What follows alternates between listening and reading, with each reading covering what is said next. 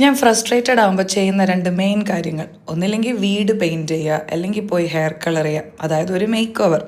ഇവിടുത്തെ വാറും ഫ്ലഡും അതിൻ്റെ കൂടെ സ്റ്റുഡിയോ റൺ ചെയ്യുന്ന എല്ലാം കൊണ്ടും ഭയങ്കര ഫ്രസ്ട്രേറ്റഡ് ആയിരുന്നു കേട്ടോ. അങ്ങനെ എനിക്ക് തന്നെ തോന്നി കുറച്ച് നേരം ഒരു സെൽഫ് കെയർ ടൈം ആവാമെന്ന്. ഫൈനലി ആസ് യൂഷ്വൽ നമ്മുടെ സ്മിത്ത് ചേച്ചിയുടെ റോസസ് ഡ്യൂവിൽ പോയി. അങ്ങനെ 4 കൊല്ലങ്ങൾക്ക് ശേഷം ഞാൻ ആദ്യമായിട്ട് എൻ്റെ മുഖം വരെ വെച്ച് കൊടുത്തു ഒരു ഫേഷ്യലിന്.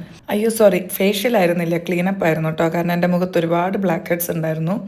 അപ്പോൾ അഞ്ജലി പറഞ്ഞു ക്ലീനപ്പാണ് നല്ലതെന്ന്.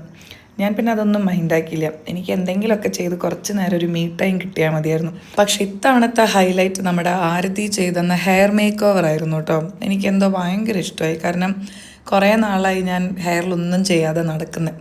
അപ്പോൾ I really wanted something different that stands out.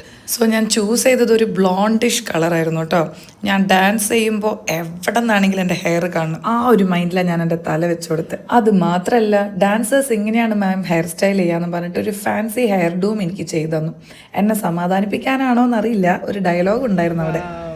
ഒരു നയൻതാര ലുക്കും കേട്ടല്ലോ. അപ്പം നയൻതാര വിട പറയുന്നു. Bye bye.